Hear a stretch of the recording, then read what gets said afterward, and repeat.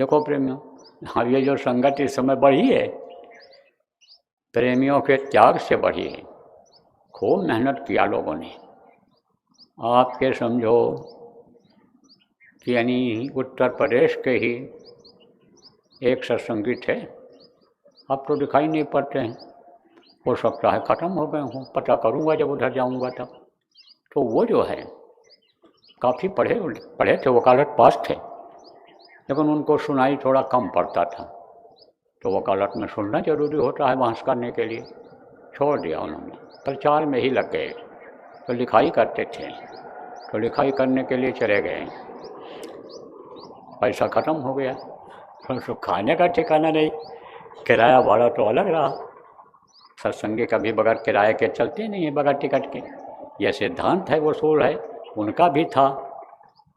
तब वो जा रहे थे ऐसे, तो एक टेंटर था, बोर्ड बना रहा था, तो वहीं खड़े हो गए। तो उससे कुछ गलती हो रही थी, तब इन्होंने बताया इसको ऐसे घुमा दो तो और अच्छा लगेगा, बढ़िया लगेगा। कर दिया, देखा उसने, कहा तो कहा आप जानते हो पेंटिंग करना? बोले जानता हूँ। तो कहा आप कहाँ जा रहे हो? बोले हम तो ऐसे घूम रहे, प्रचार में आए थे इधर, ऐसे घूम रहे हैं। अब उस दिन पैसा नहीं था खाने को। कहा कि जो है ऐसे घूम रहे थे, देख रहे थे। तो कहा कि क्या काम करते हो? बोले कोई काम नहीं करते, कोई आमदनी नहीं, पैसे ऐसे प्रचार करते हैं।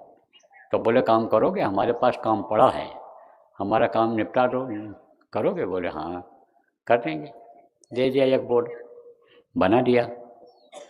तब दोपहर का समय हो गया, तो कहा कि भोजन कर लिया जाए। तो कहा कि उसका भी खाने का समय हो गया। कहा तो कहे कि आप? बोले भाई हम क्या बताएं आपको, हमारे पास तो आज कुछ सच पूछो तो है ही नहीं खाने पीने का, है खाने पीने नहीं। तो कहा कि तो हम देते हैं आपको। बोले ऐसे नहीं, मजदूरी इसकी हमको आप दे दो, जो हमने लिखा है उसमें से हम अपने हिसाब से खा पी लेंगे। तो मेहनत करके उन्होंने, आप ये समझो कि उसी के यहाँ से खाने का इंतजाम का अपना इंतजाम कर लिया।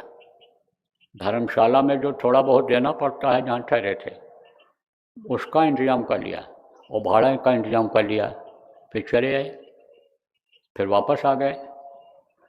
रिक्शा चला चला करके लोगों ने पैसा इकट्ठा किया। ऐसी ऐसी हालत हुई है।